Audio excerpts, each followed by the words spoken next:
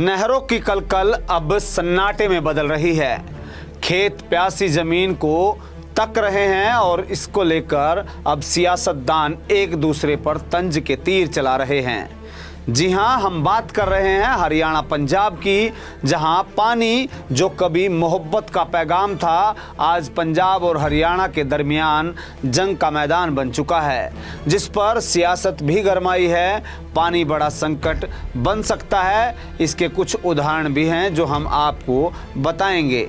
नमस्कार, आप देख रहे हैं सिटी तहलका। मैं हूं आपके साथ जितेंद्र अहलावत। आज बात करेंगे उस पानी की सियासत पर जो लगातार अब और गर्म हो रही है। आज की कहानी उसी पानी की है जो अब सियासत के लथपथ यहाँ पर दिखाई दे रही है। जहाँ बहाव होना था इंसाफ का, वहाँ बह रही है अदावतें। आपको बता दें कि पंजाब सरकार ने अचानक भाखड़ा नहर से हरियाणा को मिलने वाला पानी आधा कर दिया है, जिस पर सियासत अब तेज हो गई है।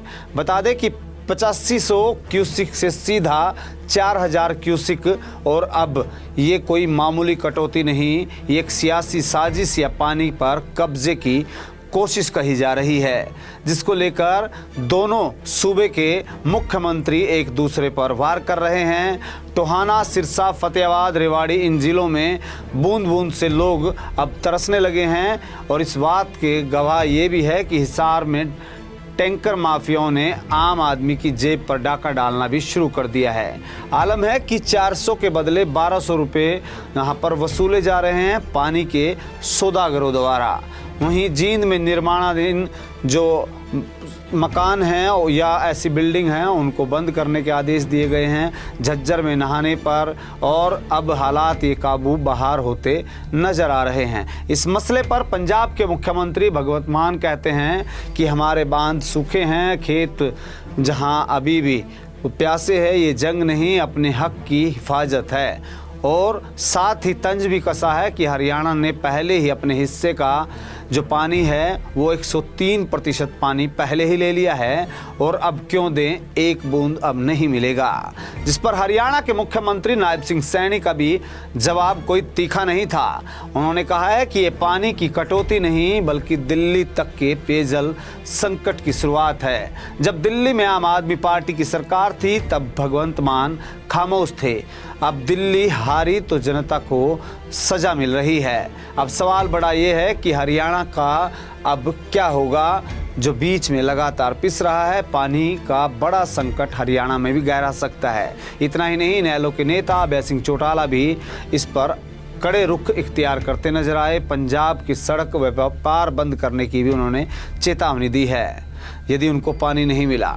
और अब जिले वाइज बात करें तो हिसार में 22% पानी है। सिरसा जहां ज़रूरत 2800 है, वहां पर 1800 उन्हें पानी मिल रहा है। फतेहाबाद में जहां सिंचाई ठप है और आगे और संकट बढ़ सकता है। रेवाड़ी में 600 की मांग है तो सिर्फ 400 ही क्यूसिक पानी मिल पा रहा है। जींद में कई जगह पर जहां निर्देश भी दिए गए हैं, वॉशिंग सेंटर बंद कर दिए गए हैं। झज्जर में नहाने तक पर भी रोक लगाई गई है। ऐसा मामला सामने आ रहा है। गुरुग्राम, नूह, पानीपत में अभी राहत है, लेकिन खतरा दस्तक दे रहा है। बात रही यदि सियासी जंग की, तो ये लगातार दो चेहरे ही नहीं, इस तकरार में अब एक तीसरा चेहरा भी शामिल है, जिसके हाथ में बात है। हरियाणा के पूर्व मुख्यमंत्री और वर्तमान में केंद्रीय मंत्री मनोहर लाल खट्टर की हम बात कर रहे हैं। भाखड़ा ब्यास मैनेजमेंट बोर्ड ने अब मामला केंद्र सरकार को भेजा है, और ये फैसला अब खट्टर साहब के दरवाजे पर दस्तक दे रहा है। अब खट्टर साहब इस पर क्या फैसला लेंगे, ये भी जल्द ही सामने आएगा। क्या वो रणनीति से ऊपर या राजनीति से ऊपर उठ करके इंसाफ करेंगे?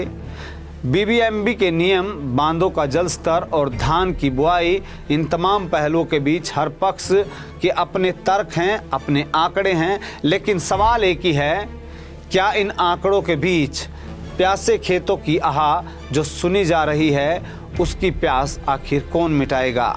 क्या उस पर फैसले सही तरीके से लिए जाएंगे? पानी अब सिर्फ एक ज़रूरत नहीं है, ये जहां चुनावी हथियार भी बन चुका है। सवाल उठ रहा है कि अब क्या हरियाणा की ज़रूरत पंजाब के हक से टकरा जाएगी? क्या होगा अब आगे, या दोनों मिलकर कोई इंसाफ की राह निकालेंगे, यह तो आने वाला वक्त ही बताएगा। लेकिन सियासत की इस जंग में कौन जीतेगा, इंसाफ या सत्ता की जिद, इन तमाम पहलुओं पर आपकी क्या कुछ राय है? आप भी लगातार कमेंट करके ज़रूर बताएं। क्या पानी की धार सियासी धार से तेज निकलेगी या फिर एक बार फिर आम जनता की इस लड़ाई सबसे बड़ी कुर्बानी बनने वाली है? जवाब वक्त देगा, लेकिन फिलहाल सियासत की है जल युद्ध थमने का नाम नहीं ले रहा है। इस पर आपकी क्या कुछ राय है? कमेंट करके ज़रूर बताएं और तमाम इससे जुड़ी अपडेट पाने के लिए देखते रहें सिटी तहलका। नमस्कार।